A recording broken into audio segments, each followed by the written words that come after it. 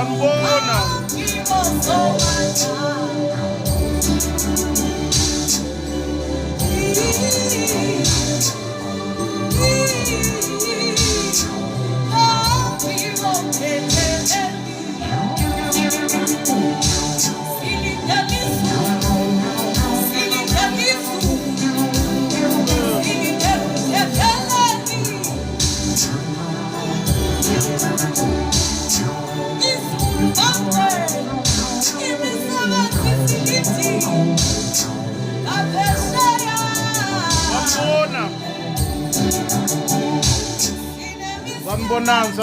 Sanibonani.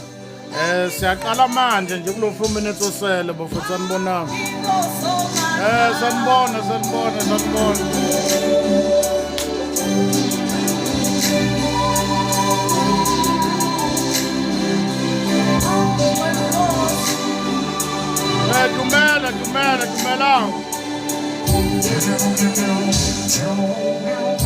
Dumela. Sasikhona bafethu sanibonani.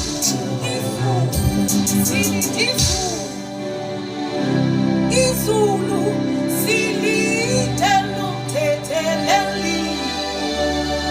Sasikhona bafethu sanibona lapho. Silinde izulu silinde nosomandla. Amaminute abemathathu nje bese siyaqala bafethu sanibonani. Sesikhona nje namhlanje ebusuku siyathemba uNkulunkulu uniphethe kahle lapho.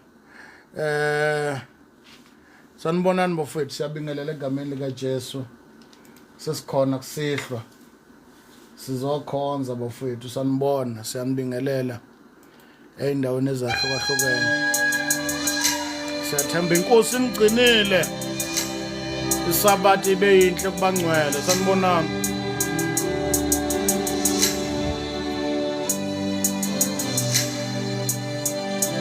Amen, siyabonga. Molo, akonto. Itopic yethu namhlanje ithi asazi konke, asikwazi konke bafowethu. Makhona uklema uthi yakwazi konke uqamba amanga. We don't know everything. Lokho ukuthi asikwazi konke ukuchaza ukuthi siyadingana ngoba sikwazi konke. Sanibonani.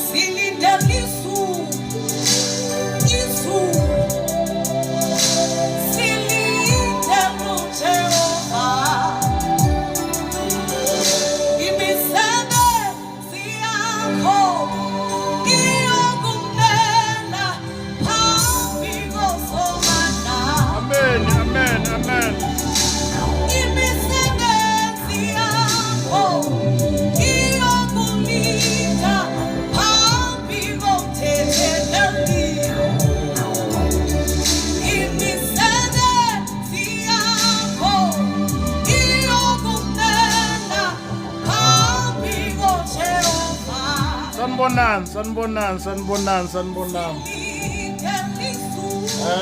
Bafowethu siyathemba niyaphila egameni lika Jesu. Be greeted. Sanibonani. Siyathemba isabatha ibe yinhle kwabangcwele. Inetwork bafethu right, inetwork yethu izwakala kahle. Abukho yini ubuhixihixi. Sanibonani. Ucula lana ubani lona umkhululu efeaturishe usisanda. Umkhululu silindele izulu. Isihloko sengoma sisho njalo. Sanibonani bafowethu. Siyabingelela egameni lika Jesu. Sibingelela ibandla lonke lika Kristu. namhlanje ebusuku. Siyathemba isabata ibe yinhle kwabangcwele uNkulunkulu emuhle. Bafowethu angikwazanga mina ukuyongcwaba uMama Mchemani, kodwa khona abazalwane baseThekwini sibacelile, sabagibeza, sacela sabanikeza nomnikelo abantwana bakaNkulunkulu abawunikele ukuthi abayobeka phambili. Basinikezele ke report ukuthi bangcwabe kahle. Siyabonga kakhulu bafowethu konke enikwenzile ngangamandla enu. Abantwana bakaNkulunkulu abakukhiphile. Nizame konke ngaphezulu kwamandla. Sometimes ungabi nayo imoto kuyingozi kakhulu. Angicabanga ukuthi mangisuka la ngeThekwini ngiyolalaphi ngihamba nini. Wabona ikhanda la manje shodo kufunakala ukuthi umuntu abe nemali yokubhuka, umuntu abe nemali yokugibela. Ngizame konke kusephezulu kwamandla ami ukuthi abafethu abanemoto abalekelele kwathola ukuthi babhiza abafethu ukuthi umuntu aye emncwabeni, kodwa uNkulunkulu uyazi ukuthi kwakusenhlizweni yami kakhulu ukuthi ngibone ngisemncwabeni. Kodwa ke siyitholile report bafethu umama bamncwabe kahle, sengathi umoya wakho ungaphumula ngokuthula, nathi sisekhona sisaphilayo. Uma siqede kahle ibanga lethu siyombona ekseni ungayikuhlwa, siyojabula kuze kube phakade. Uma Mchemani ke usephumulile ey'nkhathazweni nasey'nsizini, umzimba wembethe umehambe kahle enkosini, iy'nhlupho ayisekho nokukhathazeka ney'nsizi akasenazo. Ukuthi ukuphi kwazi uNkulunkulu kanye naye asinayo, asazi ukuthi ukuphi uNkulunkulu wazi. Siyambonga uNkulunkulu bafethu ukukholwa eloko njengoba simemezela la ngicabanga umama uyengazi ukuthi ngelinye ilanga uzosishiya sikhulume kanje. Kungenzeka nakuwe kusasa, kungenzeka nakimi. Ukubalekile ukuthi qeda kahle ibanga lakho, uhambe ngokwethembeka endleleni yakho, icathulo ehlale eboshiwe intambo ngoba uhambo lungafika noma yinini. Sisohambeni emhlabeni, umuntu emhlabeni usempini. Simemezelela khona lokho ukuthi makufika izikhathi zakho zokuhamba emhlabeni zokufica umi kahle nenkosi. Lolu suka liufica alikusijuma thina esikholwayo ngoba lithi iBhayibheli abaphila bayazi ukuthi bayokufa. Usho ukuthi siyakwazi sonke njengoba sila ukuthi one day siyoba siwumlando. Khona bayokhuluma ngami ukuthi kwake kwakhona enye indoda emnyama kwakuthiwa ngowakazwana, yayivamisa ukubamba live la ko TikTok. uNkulunkulu uyovusa abanye ngendlela yakhe ngesinye isikhathi. Sinjalo masiphila nawe uyoba umlando ngelinye ilanga. Kodwa sikumemezelayo ukuthi hamba kahle endleleni yakho, ngokuthi mawufica lezo insuku ube uthi umi kahle noNkulunkulu. Sanibonani, siyabonga ithuba uNkulunkulu asimnikeza lona noma Mchemani usephumule la ekhona mayihambe kahle. Namhlanje itopic yethu bafethu sifuna sikhulumeni nge-topic eyithi asikwazi konke. We don't know everything. Noma ngathiwa sikholwa kangakanani, noma ngathiwa singcwele kangakanani, asikwazi konke. Ma kukhona umuntu wakhe wamuzwa athi uyakwazi konke uqamba amanga, and lokho ikhona okwenze kwadala ichaos emzimbeni kaKristu ukuthi we have got people abahlema ukuthi they know everything. That's why kulesikhathi sethu sanamhlanje kuyivela kancane njengomshado weRasta ukuthola umfundisi noma sokhola apostle whatsoever lama title akhona, uma umbuza into ukuthi kwenziwa kanjani akutshela ukuthi angazi, because thina sihlema ukuthi we know everything. Now namhlanje ngiyafisa ke sixoxeni ngaloko futhi sibe nesiqiniseko saloko ukuthi akekho wazi yonke into.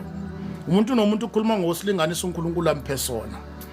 Ngamanye amagama into umuntu ayazi ngcono ile olomgwaqo abeke kuwo. Into umuntu akwazi ukuyikhuluma ngcono yilokho anikezwe khona.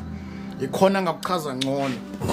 Ngizama ukuchaza ukuthi mina personal mase sikhuluma ngami, kukhona izinto noma ngathiwa ngiyathanda ukukhuluma ngazo angeke ngikwazi ukuyichaza ngoba inkosi ayingambulele zona. Angikwazi ukukhuluma ngeingilosi ezulwini, angikwazi ukuchaza izulu, angikwazi ukuthi idalo ehleli kanjani ngoba ngikazi ngalunguza khona. Angikwazi ukuchaza the different kinds of amadimoni nama-category akhona ngoba uNkulunkulu akangambulelanga leyo ngcenyana yokwazi lezo zinto. Zikhona, ziya-exista, and if ngizozama konke kusemandleni ami to explain ama-category amadimoni nama-territory akhona, ngizoqamba amanga.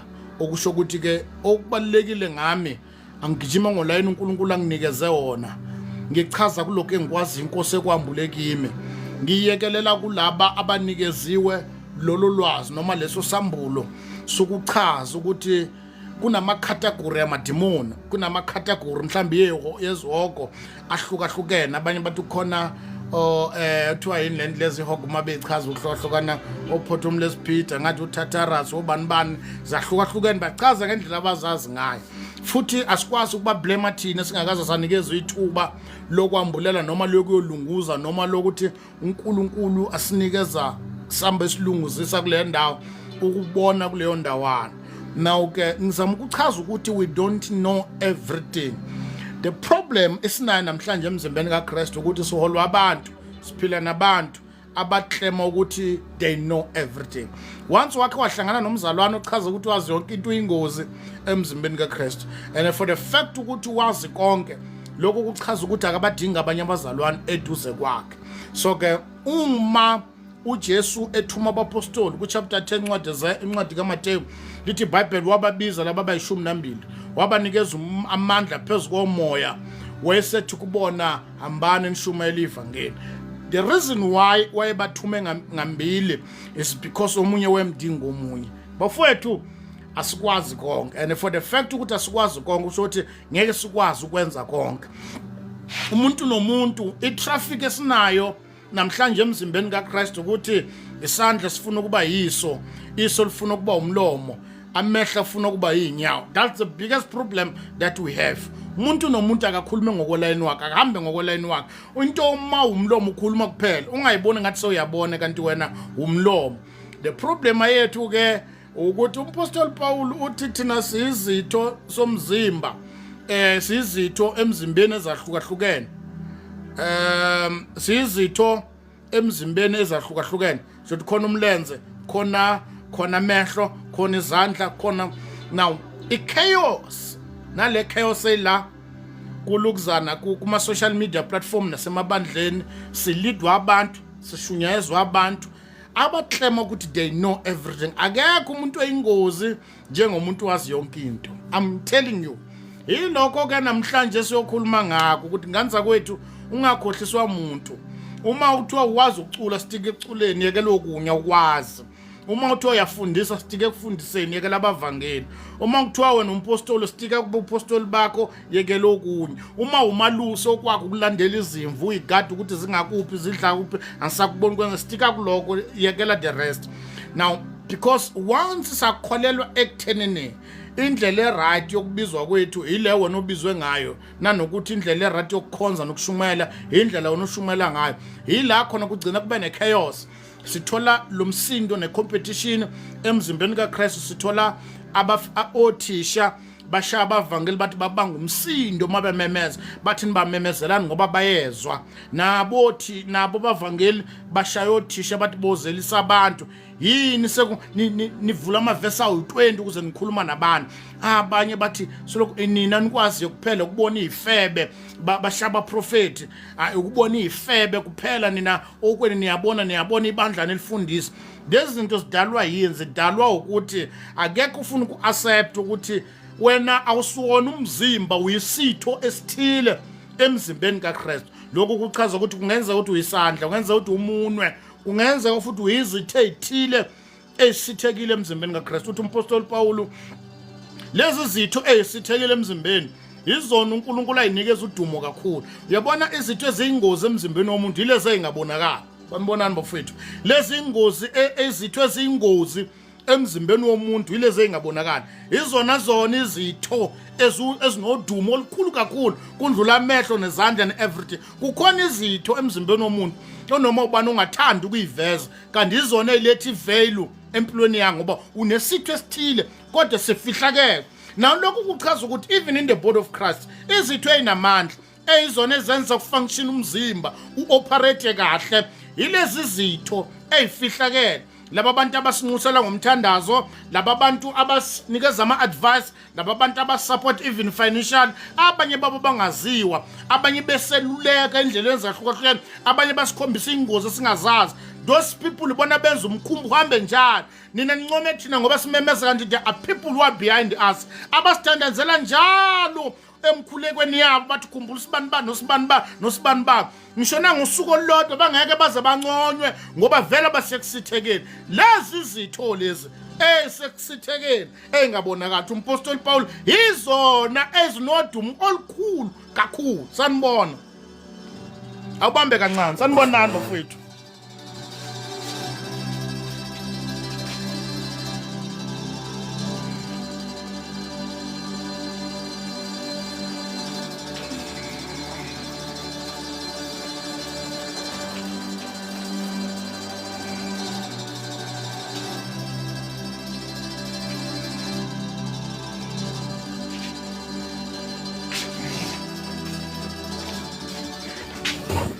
Nakuya sanibonani. Now itopic yethu ke namhlanje ilapho nganza kwethu ukuthi asikwazi konke. Futhi ungakhohliswa umuntu ungabhayisiswa umuntu oyokutshela ukuthi we know everything. Umfundisi wakho, umpostoli wakho, umprofeti wakho. And lezi zinto zihambe zadalwa noma zakhandwa yilabo abantu abayibiza ngabapostoli. And uma beyichaza lento yobupostoli bezwe bethi umpostoli lo munwe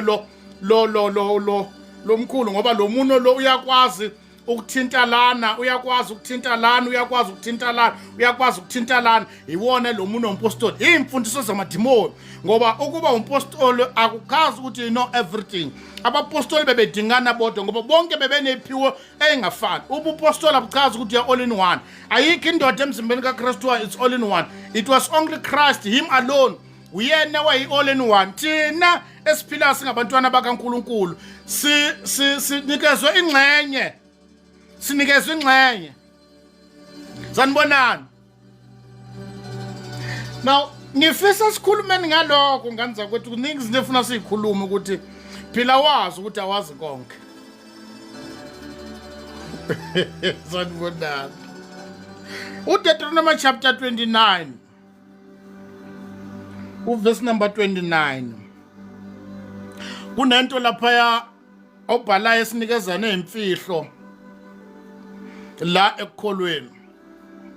Uthi chapter 29 verse number 29 ncwadi kaDeuteronomy uthi izifihlakalo zikaJehova uNkulunkulu wethu kepha okwambuliwe kungokwethu nabantwana bethu kuze kube phakade kube siwenze onke amazwi alo mthetho. We don't know everything. Uthi lo bhala lana ke kunezinto ezifihliwe. Lezo zinto ezifihliwe lezi hey kaNkulunkulu. Bese ke kunezinto uNkulunkulu athandile ukuzambula. For the fact ukuthi uzambulele thina nabantwana bethu ukuze siphile ngakho. But khona la uNkulunkulu esiphayo noambulile kunezinto akhethile ukusifihlela zona angathandanga kusambulela. Bese kuba khona ezinye yena the same God orivilayo othatha abantu abesesogweni, othatha abantu abesezulwini, obabonisa imfihlakalo, obakubonisa the different kinds of amademoni, obabonisa ama territory ngokuhlukahlukana kwawo. Kunezinto angathandanga ukuthi asibonise zona. Ngishile eqaleni ngisaphinde namanje ngamemezelo nomshado. Ingozi enkulu esinayo namhlanje siyibandla likaKristu ukuthi siyabazalwana noma siyibandla lihlema ukuthi lazi yonke into. Sanibonani. 1 Corinthians chapter 13. Fisa sipoqeni bafethu. 1 Corinthians chapter 13 verse number 8. We don't know everything. Sikwazi konke nganza kwethu. 1 Corinthians chapter 13 verse number 8. Namhlanje lesixoxa le uzozwi understand ukuthi kube siyakuvuma lokhu ngabo kuningasikwenzi. Verse chapter 13 verse number 8. Uthi verse number 8 uthi ngokuba sazi ingxenye. Uyazwa mbafethu thina nokuba siyazi sazi ingxenye shothi kunophisanyana esiwaziyo. Kusho umpostoli Paul nokuba siyazi into esaziyo sazi ingxenye ethile.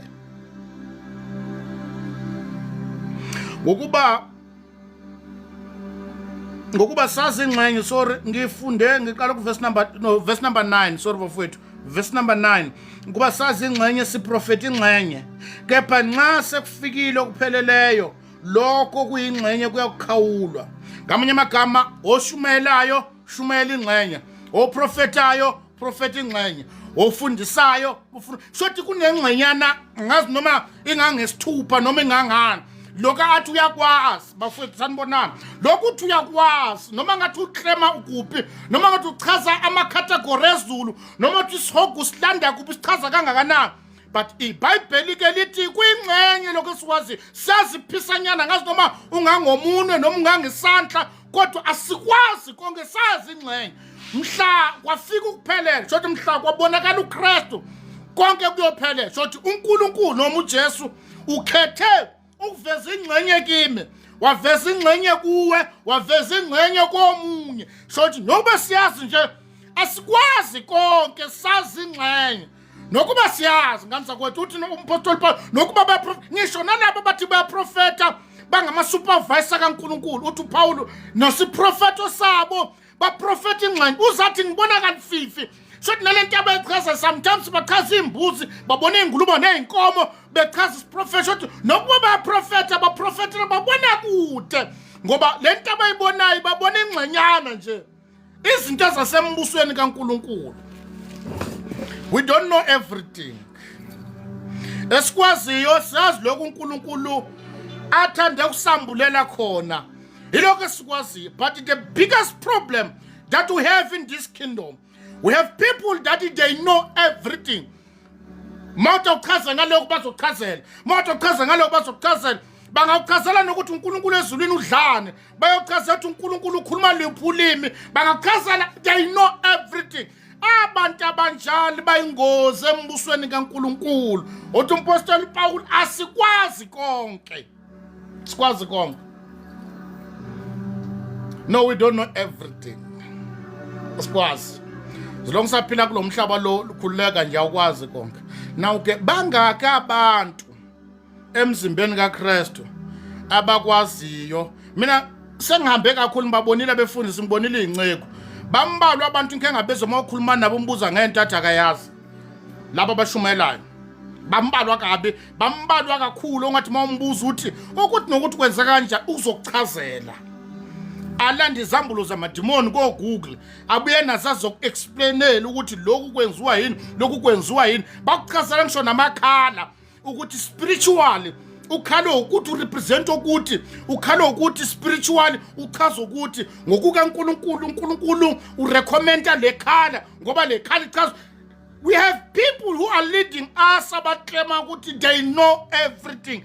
Abambalwa bayokutshela ukuthi no, ngane yami noma mzalwane wami, lokho engikushoyo nami engikhuluma ingxenye inkosi engambulele khona angikwazi konke ngoba yabona inkolo yobuKristu emhlabeni yonke iyona yodwa inkolo yabantu abakhuluma beze bayeqa baqamba namanga, because we want to sifuna ukuvela njengabantu esihlala nenkosi ezulwini. Asikwazi konke. Umpostoli Paul uthi ngokuba siyaprofeta siprofeta ingxenye.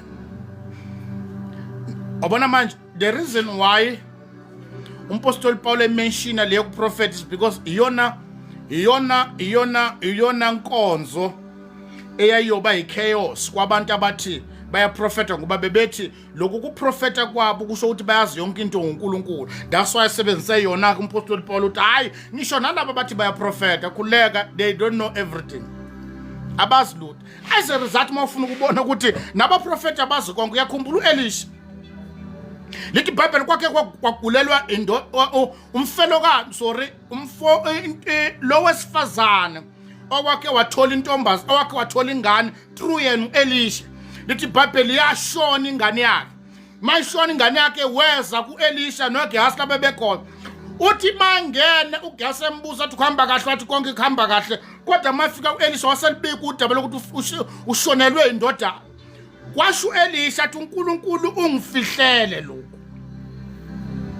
uNkulunkulu lokho ungifihlele. Lokho kuchaza ukuthi uElisha umprofeti. uElisha umprofeti wachaza ukuthi hayi no. Akusho ukuthi manje umprofeti ngiyazi yonke into, angiyazi yonke into.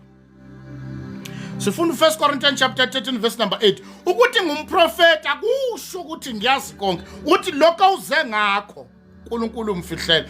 I wonder abangaka abaprofeti abakwazi ukusho ukuthi ngumprofeti kanjalo kodwa lokho angikwazi.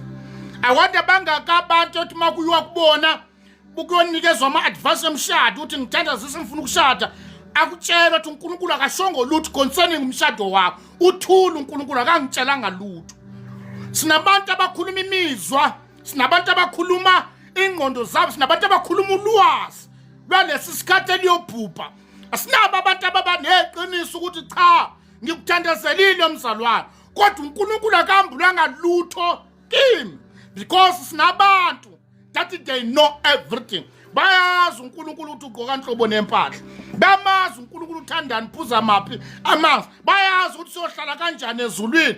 We have got people that they know everything. Bambalwa abantu ongathi moya kubuya nesimo sakho athi ngithandase ngempela ngizilile ukudla kodwa usimakade akashongo lutho. Kingakakaze sambulela ukuthi ngoba nokuba siyazi sazi ingxenye nokuba siyaprofeta siprofeta ingxenye nabafundisayo abalazi lonke iBhayibheli wobatshela naba offline ukunoma uyachaza uyazi yonke into wazi lokho inkosi ayithande ukukwambulela khona. We don't know everything. Sazi lokho inkosi ayithande ukusambulela. I wonder bangaki abakuvumayo lokho ukuthi asikwazi konke. I wonder bangaki lawo macala lawo siwafice ezulwini ngelinye ilanga ukuthi sathi uNkulunkulu ukhulumela ngashongo lutho ngoba sifuna ukuvela njengabantu abazwe iphimbo likaNkulunkulu noma ngashongo lutho because thina sifuna ukulizwa iphimbo. Asikuphikiswa niyamuza uNkulunkulu ekhuluma kodwa uyakwazi ukusho mengashongo ukuthi kulokho akashongo lutho. Uyakwazi ngisho njalo. Hayi kodwa bafowethu asikwazi siyazi ukuthi wena imbhalo uyayazi uyazi wonke uchaza everything uyazi amagama eSebheru nesiGreek kodwa uNkulunkulu ayifihlile ezweni uyakwazi ukuthi leli verse liyangehlula ukulichaza. uNkulunkulu akalambula uyakwazi ukusho ukuthi kodwa kulokho isimakade akashongo lutho. Sinabantu abakhulumela uNkulunkulu noma ngashongo lutho. Sinabantu abangumlomo kaNkulunkulu noma ngakhuluma ngalutho because we've got people abangeke abafuna ukuvela kubantu ukuthi abazi. Siyazi yonke into. Sazi yonke into sichaza everything. Uma babuza ngomdlalo webhola siyabatshela iscore ukuthi kulo game ezoba ikhona iscore soba sinjani kubed. Uma kuchazwe indaba opresident uthi ubani oba upresident siyachaza ukuthi ubani ozoba upresident. Uma ukhona okhulelwe siyachaza uyozala inhloboni yengane. Ma kukhona sichaza everything. Konke kuyachazwa ukuthi kuyoba kwenza ukuthi kuyoba kwenza ukuthi nalawo simakade angashongo. Cela kumemezela namhlanje ebusuku asikwazi konke. Leso sizathu sona senza ukuthi namhlanje kulama social media platform sinomama bagcwele la bangabafundisi bazigcobe bona bahlaza imibhalo ngendlela yokuduka. Sinabazalwana abagcwelela sinezinsizwa nezintombi ezigcwelela ezibiza ngabaprofeti bathi bayalizwa iphimbo likaNkulunkulu kanti bakhuluma imizwa bakhuluma intando nokucabanga kwakho nolwazi lwabo abalifundele emaBible school abanye balicwaninga kuma social media platform kodwa bonke they claim ukuthi balazi iphimbo likaNkulunkulu bagcwelela because akekho umuntu ofuna ukuaccept ukuthi cha ungangifaka online nengawazi mina ngigijima ngalo line yilokho engikwazi okunye ngikwazi. Hamba ungena kula social media platform agcwelela everyone is teaching. Ngena kula social media platform agcwelela everyone is prophesying. Ngena kula social media platform everyone is called. Ngena kula social media platform everyone has knowledge and wisdom. Ngoba wonke umuntu uyazi. Akukho noyedwa ovumayo ukuthi cha kule ngxenye angiyazi. We know everything. Siya prophet siyashumela siyafangela senza konke siyazi everything. Cela kumemezela ebusuku ngiphindile ngamemezelo nomshado asikwazi konke. Bangozi abazalwana bazi everything. Makuthi wakubuzwa ngamaduku uzosichazela ukuthi amaduku achaza ukuthini. Mathi ukubuzwa ngamabhluku uzosichazela. Mathi ukubuzwa ngamadlozi achaza uzosifundisa achaza ngoba uyazi everything. Kunezinto esingazazi. Apostle Paul uthi nokuba siya prophet siprofeti ingxenye nokuba siyazi sazi ingxenye kuphelela mhla kuvela noma mhla kufika ukuphelela kuyokwambula konke uthi nokuba siyabona sibona kalififi abanye bakaba sibonela kude kude kunezinto esizibona zingacaci kwathina. We don't know everything. Asikwazi konke. Hamba ubuza mina ngifuna ukunikeza itask. Hamba uyobuza noma ubantu ukuthi kwenziweni ayikho into angeke akuphendulele. Akakuphendula nesezulwini ukuthi ama measurement esezulwini ahleli kanjani. Uyochaza ukuthi izulu ubude bakhona lingakanani. Uyabona mawufuna ukwazi ufuna ukubona ukuthi ngempela sazi yabona this 2 gig memory card yakho le ngeke kwazi ukubamba imfihlo kaNkuluNkulu. Uyosanganelwa ekhanda uNkuluNkulu ngaphezulu kwalokho. Uyothi uNkuluNkulu uhlele ezulwini bese lithi iBhayibheli lithi hayi izulu uhleli kulo. Izulu uhleli kulona. Bese uthi umhlaba lo sinabelise inyawo zakho. Ila urealize khona ubona ke uNkuluNkulu ngempela usambulela uphisinyana kanje. Lo muntu mkhulu kakhulu ukuthi singakwazi ukumbamba nge2 gig memory card yethu. We don't know. Ngamanye amagama uNkuluNkulu uzame noma uyenze ukuthi at least asinikeza lo phisanyana so that will be able uku-explain ngoba ingqondo yethu yenyama ngeke ikwazi ukubamba imfihlo zikaNkuluNkulu. Asikwazi konke. Asikwazi konke. But ubungozi bethu esinabo kulesi sizukulwane yabona ngicela ukusho lokho bafowethu kulezizukulwane sethu esikuso manje i-deception ekhona it's a false doctrine singenelwe ukudukisa okukhona manje isifundiso samanga makuqedwe isifundiso samanga kuyongena i-persecution ukuhlushwa abaningi manje badukiswa nje isifundiso nje kuphela makuqedwa kuphela lesisifundiso kongena inhlupho nanamhlanje bayaduka abantu badukiswa sifundiswa kuphela nje kunabanye abalandela amaduku balandela amabhluku balandela iziketi balandela ingulube balandela izambulo zezulu balandela izambulo ngaphansi komhlaba kuphithapithene manje imix masala kubhidana isolid kwashiza yona awazi nokuthi kupho kuyikhona hlalani phansi kumani mengenyawo khulekani awukwazi ukukhuluma ngelimi kakhuluma ngelimi akekho nowazi ukuthi kahle kahle kupho kuyikhona makuqedwa ukuthi kubhidana isolid ezifundiso zamadimoni kulandela inhlupho angifune nale verse 1 Timothy chapter 6 verse number 20. Sikwazi konke ngani zakwethu sikwazi konke. Sikwazi konke ibandla kaNkuluNkulu liyadukiswa lidukisa labantu so called they know everything. Emzimbeni kaKristu bangama supervisor kaNkuluNkulu. Ukube sonke simile not tribulation persecution. Ukube sonke simile ekuloko esikwaziyo ngaba siyadingana sonke. Mina makuthiwa bakuthiwa ngiyacula angisitike ekuculeni khona ngikwazi ngcono khona ngiyakwazi ukuchaza lotho yena uyafundisa akasitike ekufundiseni umuntu angangena elayini nomunye. The problem akulensuku zanamhlanje we know everything. Ocula uyakwazi nokufundisa ofundisa aqeda uyakwazi nokuprofeta bayokutshela ukuthi I'm anointed by the grace. I've got all in one. I know how to prophesy. I know some of the gifts ukuthi angifuni ukwasebenzisa but I've got this thing. Baqamba amanga emzimbeni kaKristu. Bafowethu we don't know everything. Umuntu akasitike kuloko aphiwe khona.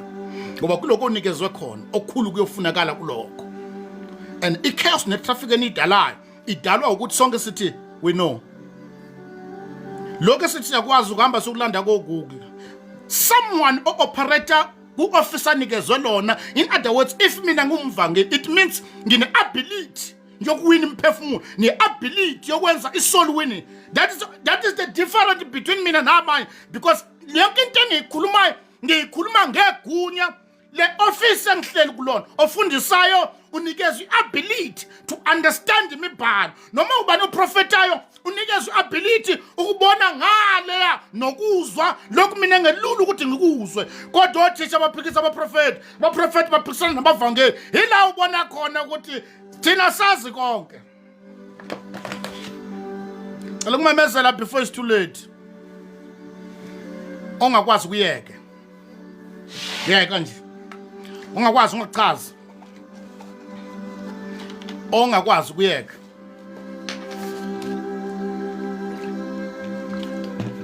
uke wathi ngelina kuGamaliyo akhuza amaJuda uma behlasela abapostoli uthi webafowethu noyiqaphela lento ukumelana nalabo abazalwane laba ngoba niyakhumbula ukuthi phambilini kwakhe kwaba khona abantu abebevukile cishe bafana nalabo baba nabalandeli abaningi kwaphelela endlela emveni kwaloko kwavuka abanye baba nabalandeli abaningi bathi bembamba umholi wakhona wabulawa kwahlekazeka nalaba male nto abi ingekho iyophelela esikhaleni kodwa be careful ukuthi ningathi nilwa nalaba kanti senilwa noNkulunkulu uqobo into mangayazi yeke stika kuloko kwaziyo uNkulunkulu mawufika phambi kwakhe yokubuza kuloko akunikeze khona lokho kuinvesto kuwe ireward yofunakala khona ukuthi you have to account kuloko kunikeziwe if unikeza inkonzo teaching stika kuma teaching yekela abavangeli uma bangumsinda babangeli wena ngendlela ababanga ngayo ake ngenze isibonelo mahala yabona makuthiwa sifuna ukukhuluma iqiniso ningizwe ngomoya engenyama masifuna ukukhuluma iqiniso simile sikuKristu akekho umuntu oshumela ingane kwani njengompongo lo wezilegazi kodwa iability anikezweni kulezi ingane kwani zakhe uwina imiphefumulo ngaleza ingane kwani echaza ingane kwanje kodwa ngaleza ingane kwani zakhe mingaki imiphefumulo ayiwinile ngale ingane kwani ngamanye amagama uyabona ukuthi unikezwe iability yokuwina imiphefumulo esebenzisa ama strategies esebenzisa imizekelo kodwa kuba nabazali abawinwayo through lemizekelo ongathi mawuyizama wena abantu bangathi yini lento eyenzayo yini lento enzama ukuyichaza kodwa kukhona abantu abangamshaya egunyena lenzayo sanibonani bafethu umpongo yashumela iBhayibheli umpongo yashumela iBhayibheli mathi unalo iqiniso umpongo sikhuluma ingane kwani kodwa leza ingane kwani mayigcineni mabiza lithe kholo eselokethi lahamba ibhandi izodlala ifilimu lahamba ibhandi ulibona impela ibhandi lihamba qeda athi bonke abantu abafuna inkosi abeze phambili athi sele labesifazana leli busela uyizothi lo muntu lo uyikhuluma lento mangayikhuluma into ekhuluma ngempongo simayivakala izwela ku iqhamuka ngakuwe iba inhlamba unless we understand ukuthi umuntu nomuntu ukhuluma ngokusilinganisa uNkulunkulu amphesona stika kuloko kwaziyo yekela abanye bahamba ngolayini wabo lapha elukuzaneni ku highway online bokuhamba abafana khona slow line kukhona lo partner ndangazi ukuthi ubizwa ubani kuphona first stika kuloko uhamba ngakho labo bagijima bayeke uma bashaya amathikiti awungene endaweni umpongo sime ekhaza lezi ingane kwanzaka ngwazi uhleke ulala ngenya kuneyimpongo intshumayelo yakhe ngangiyithanda ethi athi ngo1994 lapha evuna kwabizwa intombazana ifili lale mathuneni ilale esibhedlela iubhamba ligcwele ama-ice wathi lona oyibiza athi hambani yoyilanda izovuka uthi kwahumzela uthi ngalelo langa kwagcwele nezalukazi ezazithi iy'tende iy'nsimbi zidume eswini zasigcwele ngalelo langa zinganandaba ney'nsimbi ey'dume eswini uthi kwavula iy'keti zetende kwagcwala labantu balova emsebenzini bazohleka uNkulunkulu ehlule ukuvusa umuntu kuthiwa lo wathi uzomthandazela walala esponjini athi ningivusa mesefikile yafika intombazana ubhamba ligcwele ama-ayisi wayimemeza lona kwahumzela itende lokho yathula wayimemeza kwesibili uthi mayivuka kwagijima nezalukazi kwadabuka ney'keti zetende athi ngifuna ukubonisa mina ukuthi umuntu noma ungamnikeza inyama ngeke kumenzelele ukuthi umuntu ekhona khona enye uthi khona ubaba wegula umama wakwakhe wababiza ukuthi bazomthandazela uthi mangiqeda ukushumayela ngathi mina baba phakamisa isandla uthi ngambone phakama kancane ethi we mama uyangifungisa uthi angiphakamisa isandla uyangifungisa ngifuna ukuthandazela uthi angifunge ngifuna ukwenzani uyangifungisa uthi aphela neviki wafa lo muntu uyabona bafethu asikwazi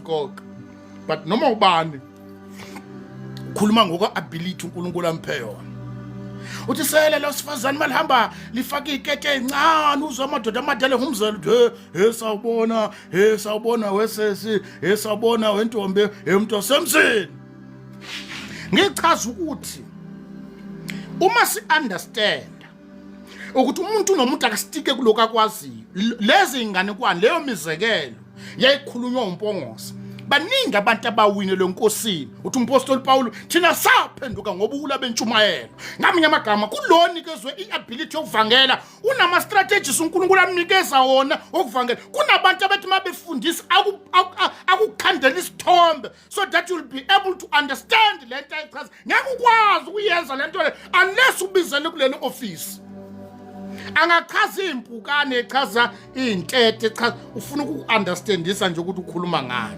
bese uqhamuka laba bathi bazi everything bashaya kwasana. Guys, preach the word. We don't know everything. 1 Timothy chapter 6 verse number 20. 1 Timothy chapter 6 verse number 20 uthi umpostoli Paul ukhuluma noTimotheo. By the way, Timothy wayemncane ngaleso sikhathi. Bafuna beBhayibheli bathi he was around 2022 where leader a local church eEfesu. So membhalela umchazela ngezinto kumele abe careful ngazo. Njengoba yo leader a local church eEfesu uthi kuye Timothy ulonda kahle ukubekiwe kuwe. Yebo? Okumele ukulonde ukubambe kahle lokho kubekwe kuwe because lokho onikezwe khona nalokho bekwe khona ma inkosi ibuya yokufuna kuwe yakhona oyedwa phakathi kwethu ethi ma inkosi ibuya bese kuthiwa wezwana wenze njani kuloko onaka naloko okunikeza ubaba unkalo ngendawo uthi ubaba unkalo ugijima kuwe stika kuloko wena onikezwe khona Timothy ukulonda kahle kuloko okubekwe kuwe. That's why uma uJesu enza imizekelo ngamatalent uthi omunye wenikezwe 5 omunye wenikezwe 2 omunye kanjalo yilo naloyo kwakudingeleke ukuthi aproduce njengokunikezwa kwakhe kuthiwa ke kuloyo ke onikezwe okuningi kuyofunakala kuwe. Timothy ulonda kahle kuloko kubekwe kuwe hayi kwamakhelwane stika kuloko spend enough time funda thandaza do some research ngalokho okubekwe kuwena lokho unikezwe khona awadingi ama-followers awudingi crew ezoqhobela izandla ukuthi kwenzaka simemezela thina noma ungekho silandela simemezela noma kubanja umhlangano ngathi because siyakwazi ukubekwe kithi asummemezeleni ukuthi khona uzwayo ukuthi ngathi bayezo baqhobisa simemezela noma bangasezwa kuba ngathi inhlabathi emlonyeni wabo kodwa sikumemezela ngesibindi uthi uNkulunkulu ukuthi kuJeremiah labantu engikuthuma kubo inhliziyo zabo zilikhuni kodwa ngikuthume kubo ukuthi yokhuluma stika kuloko okwaziyo yekela abanye ungayizama ukuyifundisa lento ngoba uthola information from Google uthi you know what according to my research yeke kulabo abanikezwe ability yokufundisa bayifundisa noma bele bangavuka manje akuchazela ukuthi no actually ngokwescripture u1 no2 stika kuloko okwaziyo awunalela kepisi stika kuloko okwaziyo mawunikezwe inkonzo yokuprofeta stika kuprofet hayi ukuthi mawuprofet abantu abachaza imibhalo bayabhetha lutho ababhetha stika kuloko okwaziyo. We've got people that they know everything. That is our biggest problem in the body of Christ. Bazi konke. And for that reason, that's why banemkhukhu yabo ngapheshe nalo ngale ngapheshe nomkhukhu wakhe nangomunye ngezantsi nomkhukhu wakhe they know everything. Bachaza yonke into bacwaninga yonke into uqeda ukushumayela alethe intshumayela afuna ukuchaza wazi wachaza lokho engikhuluma kanti kuphi wena okwaziyo stika lokho waziyo yeke omunye egijima ngoleni wakhe omunye nomuntu uyayimela phambi kwaJehova ngelinye la alande ngalokho anikezwe khona kunokuthi simemezela sishumela ivangeli sibhisi sicwaningana nezinkulumo stika kuloko okwaziyo njengoba usebhisi nozwana okunikezwe khona uqala nini liyashona la kulate manje. Umpostoli Paul uTimotheo londa kahle kubekiwe kuwe ugwema yabona ukugwema kuchaza ukuthi kushaya indiva shase ngathi awukuboni ignore Timotheo yokuphi kumele uku-ignore uthi kugweme yabona bafowethu. That's why mina personally in this platform ngeke uze ngizwa ngivulela indaba zama-debate angikhulumi lezi ingane kona kuba ngumsindi ukuthi according to the Hebrew actual this name it means wara. You know, it was translated from the Hebrew to the Greek and then anginandaba naka isiGreek isebheru kulate manje ukuthi uzochazana nesiGreek nesebheru ngikhuluma isiZulu impela kwabantu abakhuluma isiZulu ukuthi bezwe kahle ngoba akungisizi ukuthi ngithi mina leli gama ngokusihebheru noma ngesiJuda esokuthethelestani kusho ukuthi kufeziwe angithi lento ukuthethelestani ukuthi kufeziwe noma isikole ethi sikhokhela into yodwa yini ngisilanda ngesiGreek what is the difference It's because I want to angifuna ukukhuluma iwisdom. Iwisdom ezodida abantu rather than to ustika kuloko engikhuluma khona. Kugweme Timotheo, ugwema ini. Gwema ukukhuluma kuyize nokuphikisana kwaloko kuthiwa ukwazi. Gwema lokho kuphikisana kuthiwa ulwazi, knowledge. Laba bantu abanolwazi, these people that are leading ama local church abagcwele kuma social media platform Moses Smith, laba abagcwelela kuma social media platform abazokulandela ukuthi according to the Hebrew, according to the Greek, according to what iBhayibheli interpret, kugweme ukuphikisana. Lokho kuchaza ukuthiwa ulwazi. Gwema lezo zinto. Chaza uJesu elengemthini. Chaza uJesu elengemthini wohlazo elanda abantu efela abantu. Gwema lezi zinto zokuphikisana. Bagcwele kuma social media platform babhizi baphikisana uthi umpostoli Paul mekhuluma indaba zokuthwala kweduku echaza nendaba yokuthi iboneleni nina ukuthi kuhle yini umuntu wesilisa benenwele enkulu ukuthwala nanani uthi egcineni kodwa ibandla likaKristu asinayo lento yokuphikisana ziboneleni nina ukuthi kuhle yini. uJesu akasashunyayelwa sibhisi namagama esiGreek nesiLatin.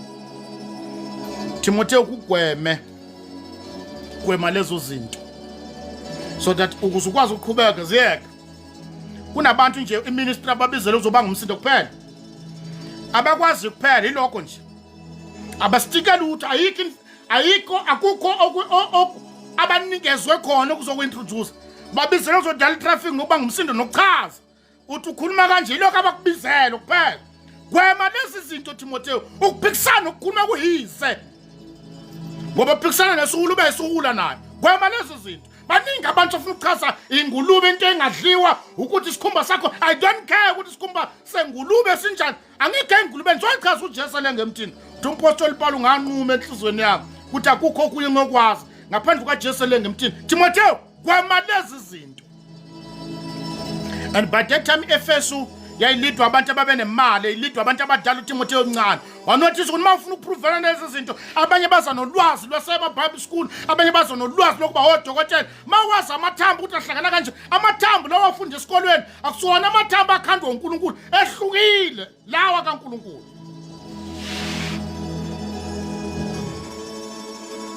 Now, gwema lezi zinto Timotheo wathi no, according to scripture, leli verse alichazi kahle ngoba ngokwe science noma ngokwe what you call ngokwe biology ayihlangene. uNkulunkulu mesefika indaba ebiology imali ekude le. Yakhe yami biology efika kuSara lithi iBhayibheli uSara wayengasayina sesikhathini. Ulwazi lokulesi sikhathi seliphelele ngamandla, wafika ulwazi lasezulwini. Engasayina sesikhathini naye seyitshela ukuthi angeke sayithola ingane ngoba ngokolwazi lomhlaba esiphile kuwo kuthiwa usakhulelwe uma ungasayi esikhathini. Wafika uNkulunkulu wasezulwini ongaphembu kwezikhathi nolwazi nohlakanipho kwalelizwe.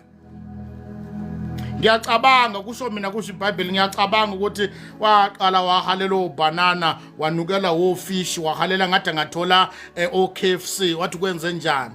Athi I've got a feeling sefikile uNkulunkulu. Ngiyacabanga futhi ukuthi wathi eye-clinic ukube sikhathi namhlanje mhlambe wathi ebamba ulayeni nalezi ingane ezincane ziyocheka bathi gogo abanoshukela noma high bama ngalapha athi ngizela ngizocheka. Saphuma isalikazi siphethe induku isikhulelwe, uNkulunkulu esefikile. Stika kuloko okwaziyo, asikwazi konke. uNkulunkulu akenza konke futhi isho necebo lakhe lingevinjwa umuntu. Timotheo, gwema kuloko ukukhuluma nemsindo nokuphikisana. Kugweme. Stay away from these things. Abantu abafuna uNkulunkulu bafuna amagama amakhulu nesiGreek, bafuna ulwazi angeke libasiza ngalutho. That's why Mshumayeli chapter 1 uthi kwandeni kolwazi kwanda usize. The more uba nolwazi the more uba nenkinga nje ukuthi uyazi kakhulu. And lolu lwazi lwakho olufuna kakhulu le uma ungadla ukudla kunempilo kungadigesteke esweni sakho uba upoison. Abantu abayichaos labo abantu abanolwazi kodwa bangakaze baze bali-apply kubo. Bashangala abanye abantu ukuthi bangakhonzi kahle endleleni. Gwema lezi zinto Timotheo. Gcina noma londa lokho akubekwe kuwe. Uthi umpostoli Paul masefika insuku zazo ukufa athi ngigcinile ukukholwa. Banga lami ngiligijimile shothi iassignment yami enginikeziwe mina qedile ngayo. Uyoshumela nini mase busy ungelela uba ngumsindi usakhuluma ngamaduku. Uyoqeda nikushumayela. Yomchaza nini uJesu mase busy ngobushiri. Mawusabhisile ngulube namakhwakakhona uyoshumela nini? Uyaqala nini assignment obizelwe kuyo? Bangakho abantu ababizelwe ukhalweni lwakho. Kodwa noma ningathula uNkulunkulu owavusa amatshe. Mhlambe nathi sivuswe kulesi sikhathi ngesizathu ukuthi khona abanikezwe assignment bakhetha ukuthula, babanga umsindo, babanga imali, babanga udumo. Sanibonani. Iloko bafethu simemezela ngakho ebusuku namhlanje asikwazi konke. Umpostoli Paul ukugwema Timotheo. Gwema lezi zinto. Phikisana nalento okuthiwa ulwazi oluyize. Siphila kulesi sikhathi namhlanje. Ya siholwa abantu. That's why ke i-fivefold ministry ngisho kanjalo ulimi namhlanje ngasadingeke ebandleni kaKristu ngoba abasiholayo bazi yonke into. Abamdinga umunye umuntu. It's a liar. Mfundisi zamadimoni. Mina ngicela ukumemezela ungibhekile nje. Noma ungangibuka kabi kodwa ngisho kuwe. Noma sobakhohlisile abantu deep down your heart you know ukuthi you don't know everything. Siprofeta ingxenye, sazi ingxenye. No uculayo ucula ingxenye. We don't know everything. Uthi uPaul sibonakala ififi. Sibonela kude. Umpostoli uJohane uthi akwabonakala siyoba yikho.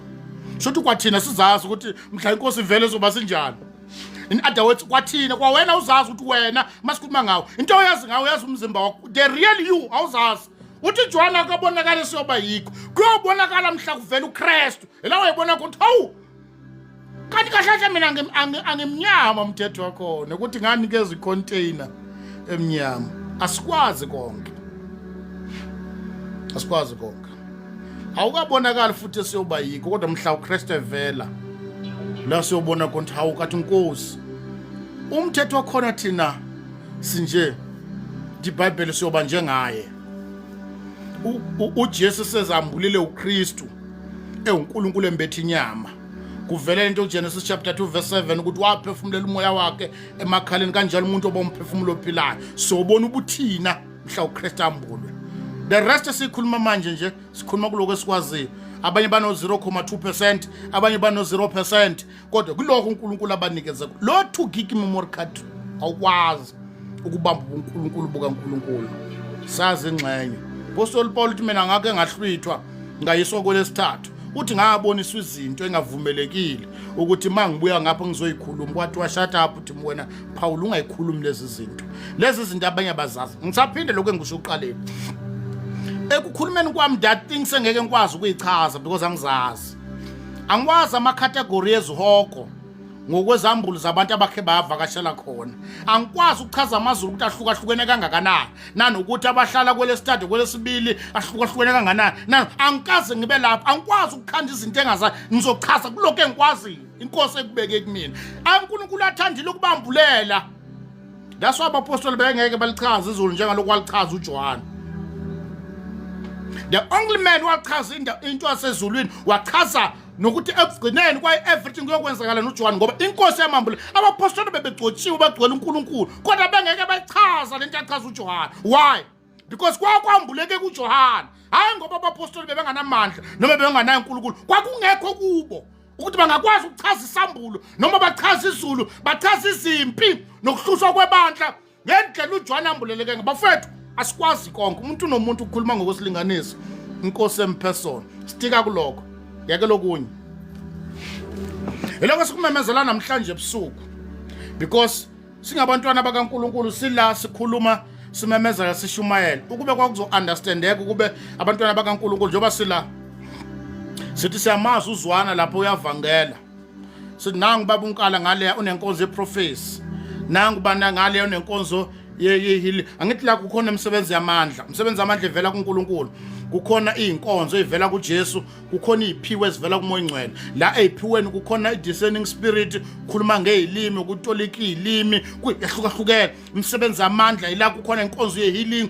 kunento ezahlukahlukene kodwa eziqhamuka kuNkulunkulu kukhona izinkonzo i540 ministry umpostoli umprofeti umvangeli umelusi uthisha lithi iBhayibheli konke lokukhandela ukuthi ibandla likaKristu lifinyelele ebudodeni ngamagama if we understand ukuthi zonke lezi zinto sibaningi awunako konke bafethu ngazi ngesho kanjani awunako konke I'm telling ngiyakutshela kube ngiyabhala ngaba ngibhala ngama capital letters ukuthi ngisukhohlisa abantu awunako konke mhlawumbe uphethe nje i discerning spirit le discerning spirit yakho nje sewuchazela abantu njenge prophecy uyadisena kuphela uyakwazi uhogela njengesangoma uyezwa ukuthi something's not right sekuyiprofesi kuwe awunako konke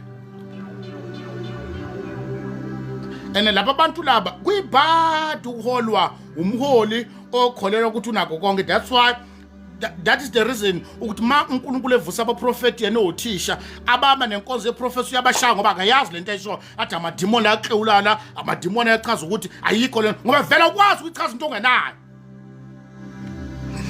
imsindo eminingi emabandleni yenza ukuthi abantu i540 minutes inga-operate ngoba uma uzalwe umvangeli uzoshakwa sana okuqhamukayo ngoba bonke kumele bamemeza njengaye bonke kumele bathuka inhlamba kubizwa iy'febe nabathakathi ngoba iyona indlela yokukhuluma ngoba uyitshela ukuthi indlela yokushumayela iy'febe zobezwa abanye bathi mina ngifuna ibandla elingashaya iy'febe asikwazi ukukhuluma ngey'febe zonke ibandla nje likhuluma ngomusa asikwazi ukukhuluma ngomusa sonke lezi zinto ziyadingana siyamdinga umuntu ozoshaya iy'febe samdinga umuntu ozokhuluma toto sabazalwane ebalethela ithemba nokuqhubeka but the problem ukuthi le ukhuluma ifebe le ukhanda ifebe zakhe ngaphesheya ukhanda legcwele imusa ngapha ngaphezulu ngenhla labo bantu sehlukahlukene kodwa sishayana sodwa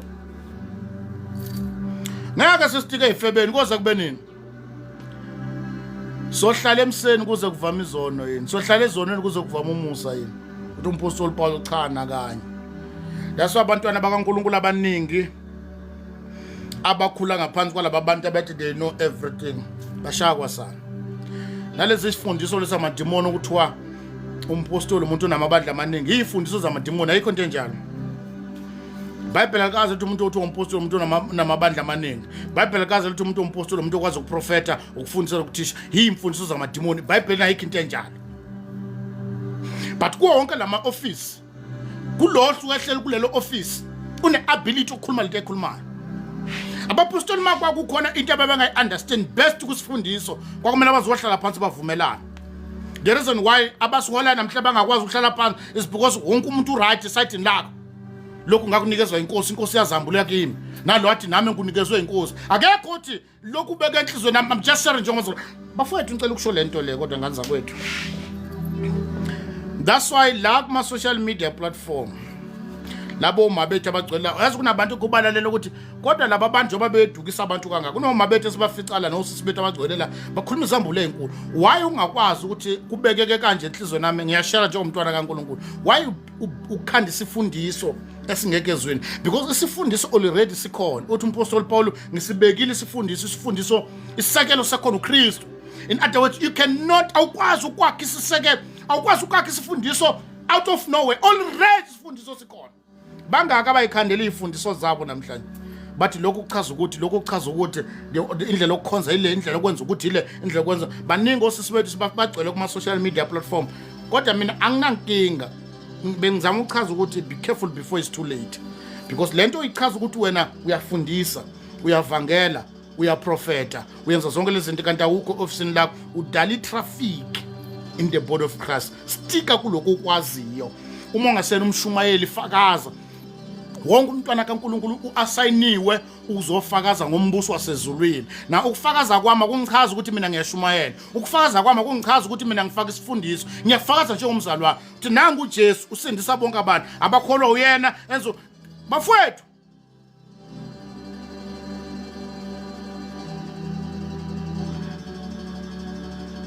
sikholwa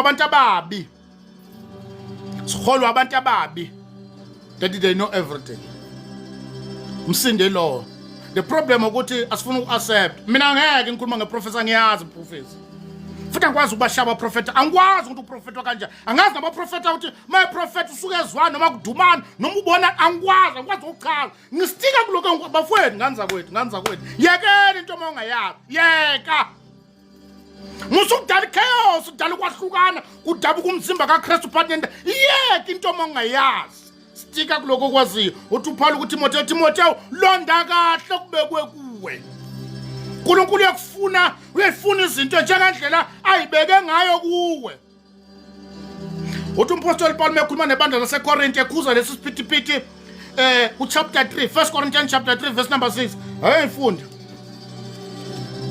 kodwa bafowethu 1 Corinthians chapter 3 verse number 6 1 Corinthians chapter 3 verse number 6. Nikona 1 Corinthians chapter 3 verse number 6. U6 uthi mina ngatshala uApollo wanisela kepha uNkulunkulu wakhulisa. Njalo ke notshalayo akalutho noniselayo akalutho kodwa uNkulunkulu okhulisayo. Uyabona ukuthi we understand uApostle Paul mechaza indaba kaApollo. uApollo was one of abantu abebekhona bezazi umthetho kwaIsrael. Wayefana noPaul endlela efunde ngayo. Ithi iBhayibheli wakhuliswa iCouple wawuthiwa uPriscilla noAquila. Esazi umthetho bamchazela ngemiyalo kaNkulunkulu. Uma efika eKorinthi uPaul eseEfeso kwakhona ukwahlukana phakathi. Lento yenziwa ibandla likaKristu namhlanje ukuthi uzwana siyamuzwa, uzwana iyalazi iBhayibheli. Omunye ethi hayi uzwana akazi lutho, ubani wazi ukuthi, nomunye ethi hayi lo akazi lutho, ubani. Lithi iBhayibheli kwafika endlebeni zikaPaul eseEfeso. Wasebabhalela incwadi ethi yofethu lalelana ake simtakule. Mina ngatshala lento ukuthi watshala uPaul chaza ukuthi yafika ngamemezela ivangeli nalivumela. Owanikhulisayo evangelini uApollo. Kodwa owaniselayo evangelini uApollo. Kodwa okhulisayo uNkulunkulu. Otshalayo akalutho noniselayo akalutho kodwa obalulekile lo okhulisayo. Sothi ngamagama noma ngathiwa niyanisela kodwa mayengekho okhulisayo lento angeke ikhule. We don't know everything. Ngoba akutshaleni kwethu ungatshala kanti utshale endaweni la khona kunezinto ezodla impilo etshalile. Noma unganisela kanti amazwi wathela kakhulu avela ibolisa lento nisi. Kodwa onamandla yilo okhulisayo uNkulunkulu. But uPaul uya understand ukuthi phakathi kwami noApollo mina ngenza assignment yami ngafika ngatshala. Kodwa iqiniso lithi umuntu wanisela la kimi uApollo. Abantu abangaka abakwaziyo lokho. Mina ngifike ngatshala. uApollo kwenzile kini.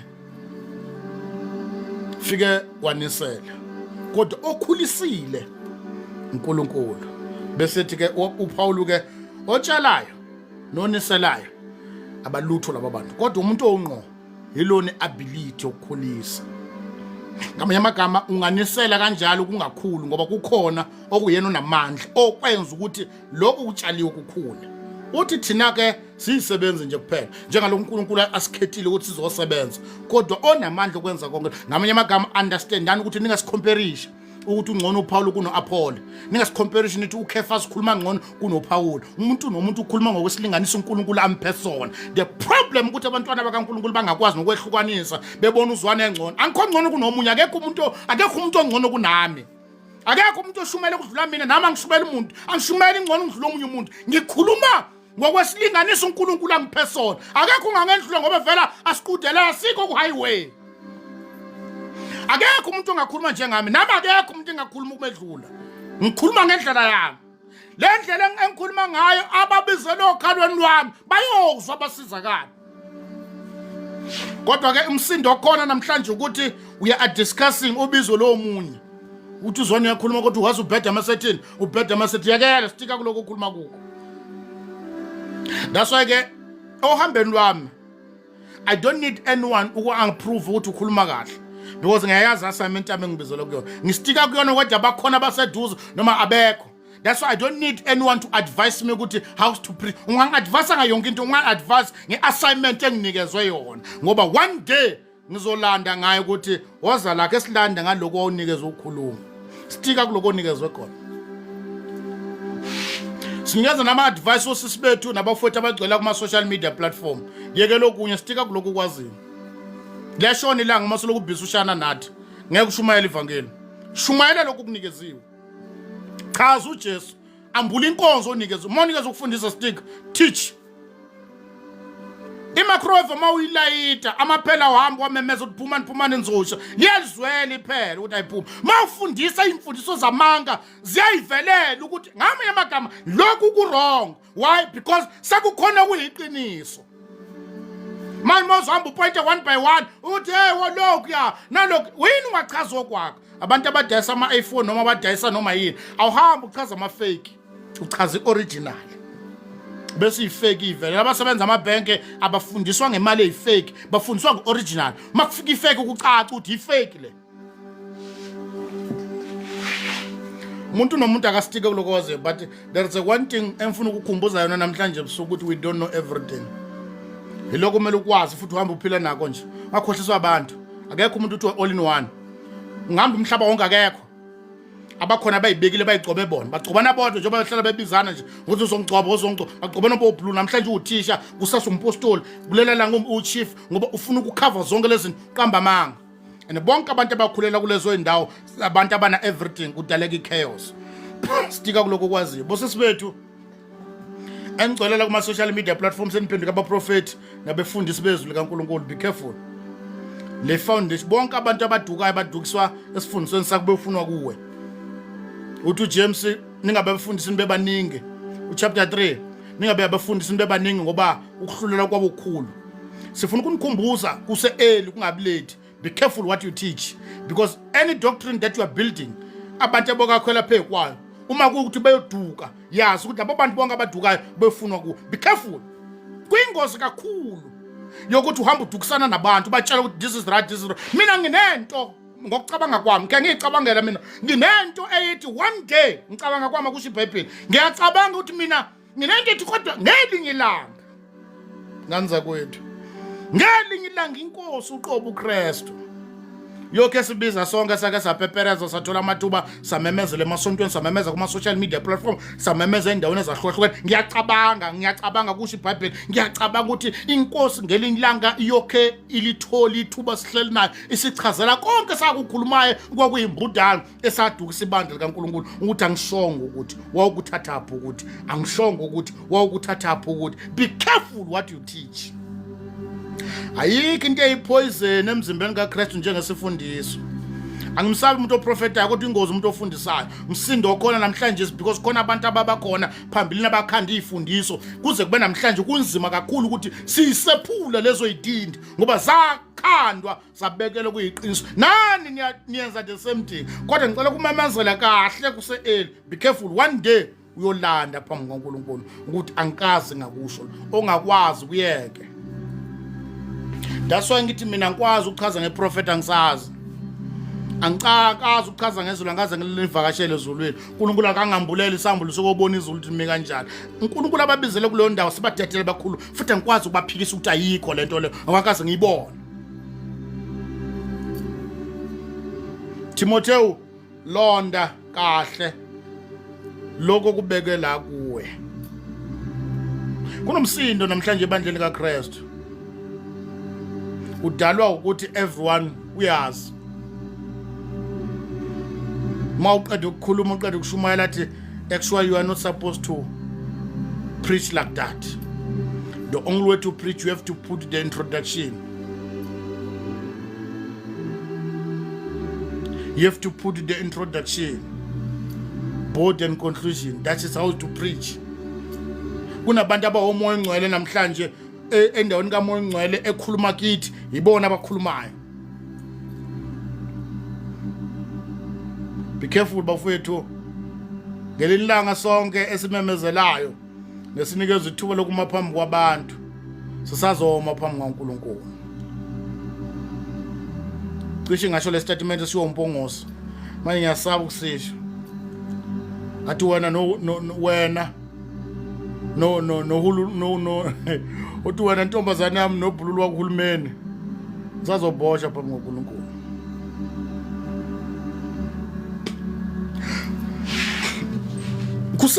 Kuse right manje siyancomana kuyathandwana ukuqhatshelana izandla, but one day people must know.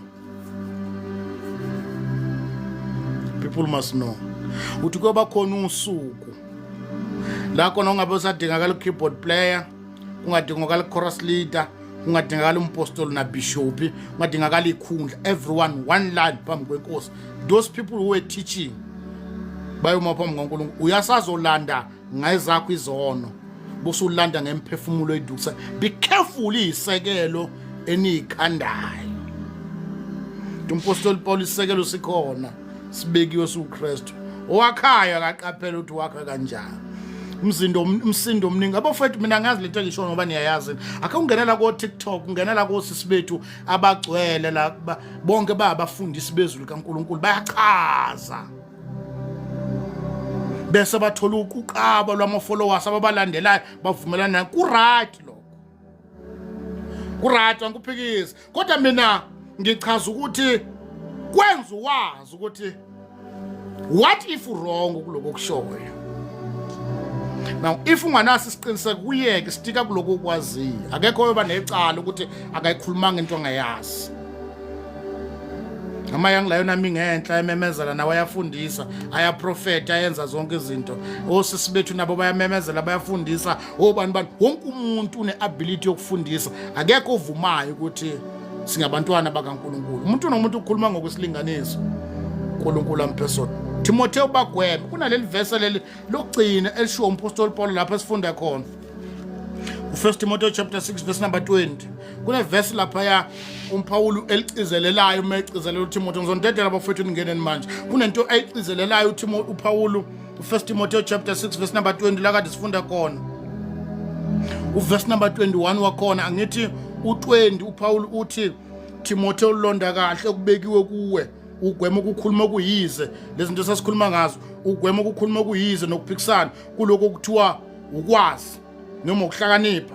Besathi verse number 21, and for that reason verse number 21 uthi ukuthi abanye bekuvuma baduke ukukholweni. Ngamanye amagama ilezi zinto zokwazi nokuhlakanipha, it's when kwafika khona the gospel of grace la khona bathi usindiswa kanye itararanta uyozubona ezulwini angeke usafa, because they are teaching knowledge and understanding and wisdom yakulesi sikhathi. Uthi umpostoli Paul chapter 4 1 Corinthians chapter 4 uthi siyakukhuluma thina ukuhlakanipha, kodwa sikhuluma ukuhlakanipha kwalelizwe okuyophela, ngoba ukuba abantu balelizwe nababusi bakulesi sikhathi bahlakaniphile ngaba bambethelanga uKristu. Uthi kodwa thina sikhuluma imfihlakalweni.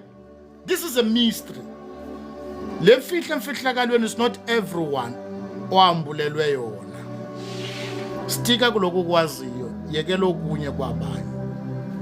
This is a piece of advice namhlanje ebusuku. Sikhuluma kumnanzi sihlafuna ama-popcorn, kodwa ngelinye ilanga lento yoyilanda sokugedla amazinyo egcwala inhlabathi ukhala phambi kaNkulunkulu uthi kube kwengastika kuloko engikwaziyo. That's why we always advising abantu that are claiming ukuthi balazi iphimbo kaNkulunkulu bangalizwanga. Ngithe mina masiqala la ngithi bangaka abantu othi mawuyodinga ama-advice kubo bafika bakutshela ukuthi uNkulunkulu ukhulumile. Bangaka okhe wafika ama-advice bakutshela ukuthi ngithandazile nganami uNkulunkulu angashongo lutho.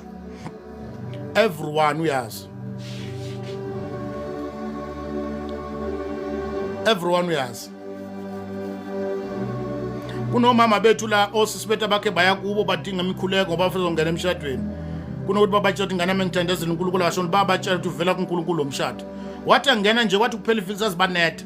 Wafica phakathi ushade ngestabali, shade nomuntu othwele, shade nomuntu bekhona beconfirmile ontaba kayikhonjwe ngoba everyone knows everything. Bafethu we don't know everything. Nezinto esingazazi ofuna sibatshela abantu asikwazi konke okwambuliwe ukwethu nabantwana bethu lokhu sesiphila ngakho, kodwa khona izinto uNkulunkulu ayifihlile. Shonini njengo Elisha athi lokhu uNkulunkulu kufihlile kimi. Izinto ongazazi shonto awuzazi. Mabekubuza ngevesi ungalazi thanda ngilazi. Akusilona icala into ongayazi. But we know everything. And for that reason silead abantu sibalidele embusweni obumnyama. Siyokumemezela lokuthi ubalisekhona futhi lisavuma kubo bonke abantu abakhona nabalaleleyo ukuthi useele ukuthi uyeka lo mgwaqo ohamba ngawo. Stika kuloko kwazi. This is a piece of advice. And uma singandelwa abantu esibaba nalomqondo ukuphikisana nomsindo kuyophela. Because ofundisayo stika ekufundiseni. Ngakho sake samisa imvuselelo eMpumalanga kwakuyi conference eMpumalanga. Sasihamba nomunye umzalwane ababili, umkhulu lo uyafundisa umkhulu nomunye umfo othisha omvangeli. So ke silalele intshumayelo omunye umzalwane ngeke ngimusho igama lakhe. So lo othisha ke uthi kodwa abavangeli nokungalazi iBhayibheli lento eyikhulumayo lisho njalo iBhayibheli. Kanti kunomvangeli uthi umvangeli ayimkhulu ungangitsheli ngothisha mina bozelisa abantu abanamoya. Yabo? That's why ke namhlanje mawe ebandleni kaKristu sonke sifuna uvavavu.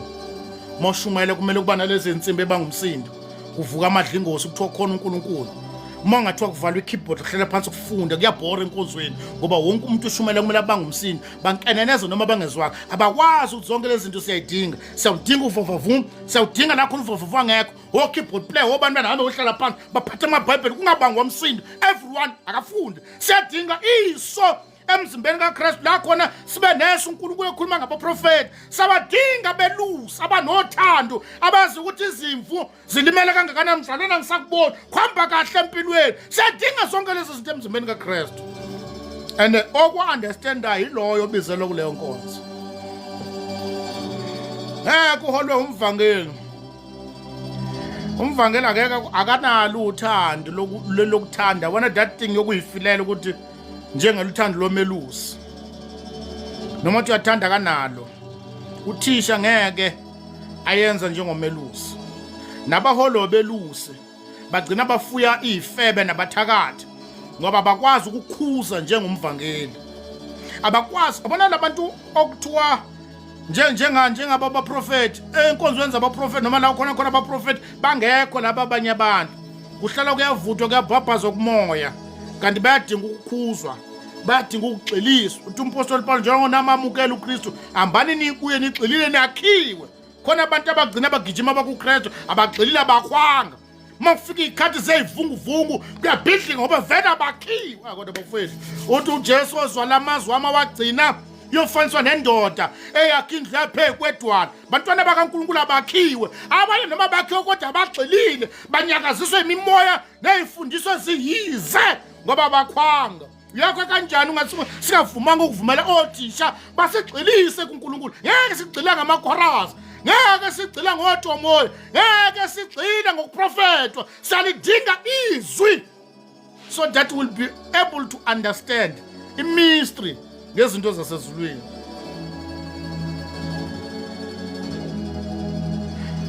simemezela lokhu bafethu ukuthi we don't know everything mina inhliziyo yami iyadabuka kwesikhathi masihamba sibalele bafethu bekhuluma engakhulumi lokho uNkulunkulu amnikeze khona kodwa ekhuluma ngenhloso ukushaya abanye abantu the piece of advice zokutshela ukuthi yeka lento yenzayo stika kuloko kwaziyo uma uphiwe konke it's good ku right yenza konke njengokusho kwakho uma prophet yake lokunye uma ufika abafundisa bayeke befundisele uma kufika abavangela bayeke befundisa weyeka nama strategies abawasebenzisayo yokufundisa indlela uNkulunkulu abanikeze iability ngale inganikwana nale mizekelo abayisebenzisayo miningi imiphefumulo esindiswayo kuyeke akusebenzeli vele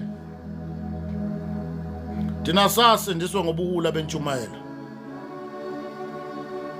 sasindiswa thina amakhehla ememeza ngamadonga athi uSawuli waphuma efuna idonki Sawuli waphuma efuna idonki ngizomemeza ukuthi khona idonki elidukile linjalo nje sayibona siyidonki ngempela samukela uJesu ngoba noma ubani okhuluma esuke ekhuluma seofisini lakho uNkulunkulu umnikeza iability yokuwina lo mphefumulo meqeda ukukhaza idonki samdinga umuntu azohlala phansi ukuthi actually leza idonki uSawulu wehamba ngaze ayichaza ukuthini wayengerongo lokubizile wayekhuluma egunyeni lakhe lokulanda wena ngoba waphenduka mamhla wabona ukuthi uyidonki akekho wrong umuntu right kodwa mekhuluma eofisini lakhe sibhizi ke sishana sonke ke namhlanje akekho ufuna ukuvuma ukuthi sonke sikhuluma ngokusilinganiso uNkulunkulu asibhesona sanibonana ngenani bafethu isixoxo bese siyathandaza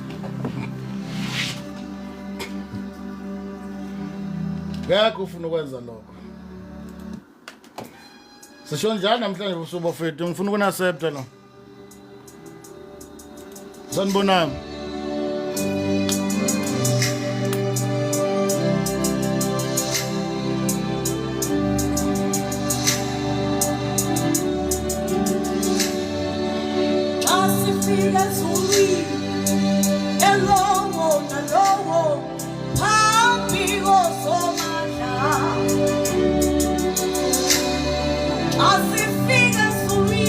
Hayi bafethu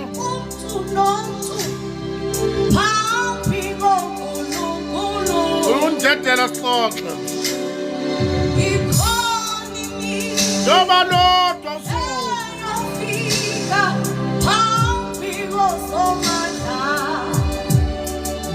noma lodwa usuku. silinde izulu, izulu Sanibona. silinde uJehova.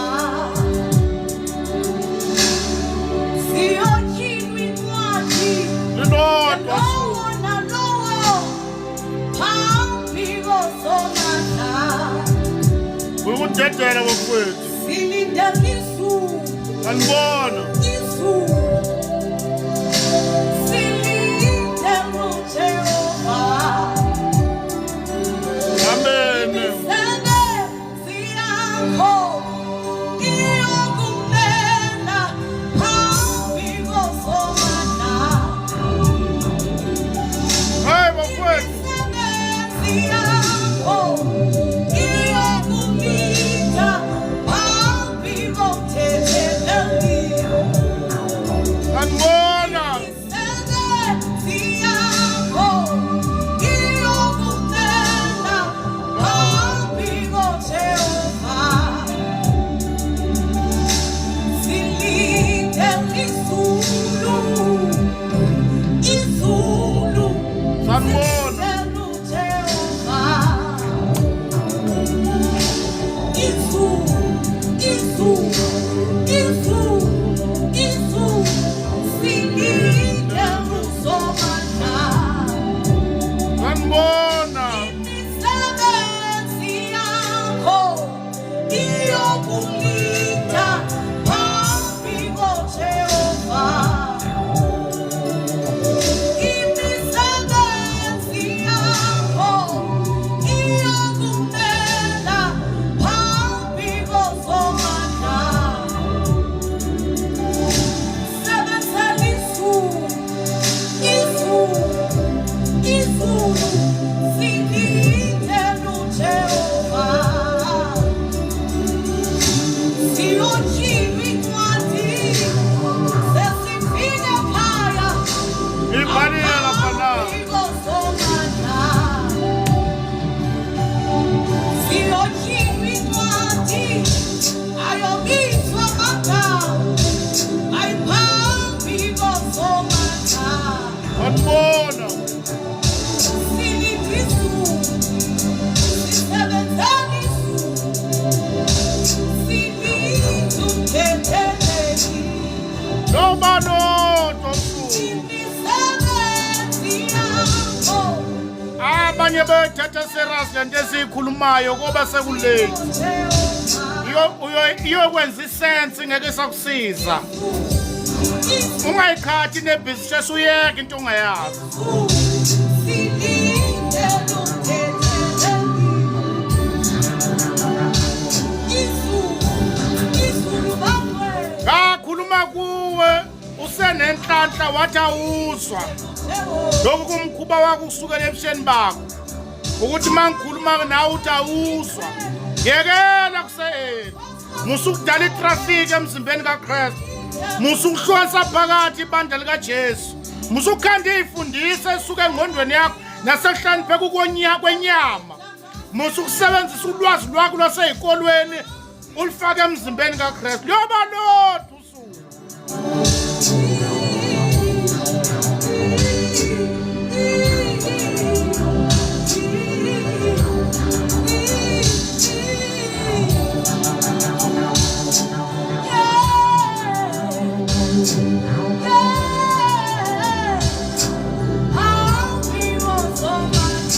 Sanibona.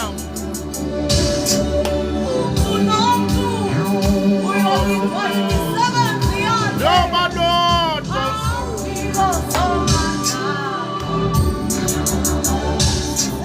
Sanibonani bafowethu, sanibonani. Sisho njalo namhlanje ebusuku simemezela ngelilodwa izwi. Thuba uNkulunkulu asasiboleke lona siphila. Siyoba sime phambi kaNkulunkulu ngelinye ilanga.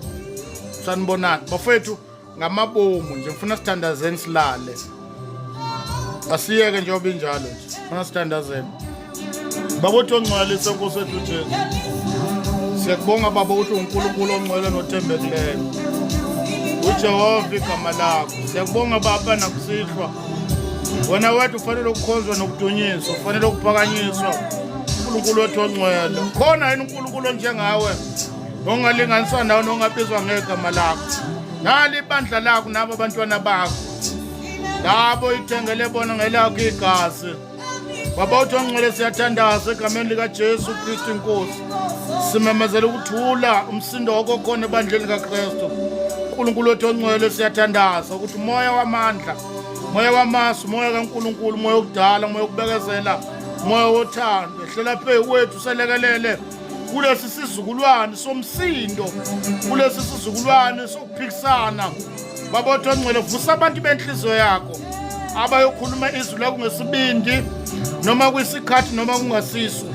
Siyamemezela uNkulunkulu wethu ongcwele egameni elikaJesu Kristu inkosi yethu manje kuze kube phakade. Amen. Bafowethu siyabonga kakhulu. Laleni kahle bafowethu. uNkulunkulu umusanibusise. Siyidownloada manje le ntshumayelo siposta manje ku YouTube. uNkulunkulu umusanigcine, gcina ukukholwa kwenu. Asikhona ukuprove ama-point bafowethu ukuthi sikhuluma kuzoshaya isikhathi. Futhi uma uNkulunkulu esekhulumile selekelelile, there is no need ukuthi seloko siprovela nama-point. Bafowethu ngiyanithanda egameni likaJesu. Qhubekeni emseni nasothandweni lwakhe. Umuntu nomuntu akasitike kuloko akwaziyo. Memezela ngesibindi ngokwethembeka. Yeka izandla ezoqhwabelayo, yeka abantu abakulandelayo. Yeka uthi ubani abaqhwaba izandla. Ngoba vele egcineni kosuku awudingi umuntu ozokapprova, udinga lo kubizile, uyena ozokuqhelisa njengokusebenza kwakho. Stika kuloko yenza ngokwethembeka. Yeke lokuningi lokho ungakwazi. Uthi uJesu othuka mina ezisho yena uJesu nothuka uNkulunkulu yokuthethelela, kodwa uthuka uMongcwele akayokuthethelela kuleli nakwelizayo. Lokhu uchaza ukuthi be careful abantu ababiza ngama-satanist kanti basebenza ngomoya kaNkulunkulu.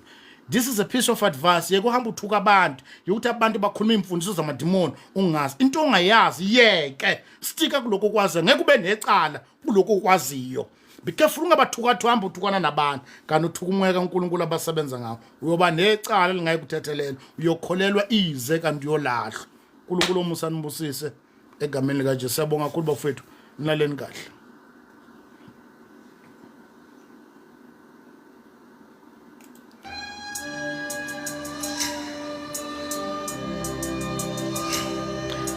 Angazi ayifuna ukuvala yena.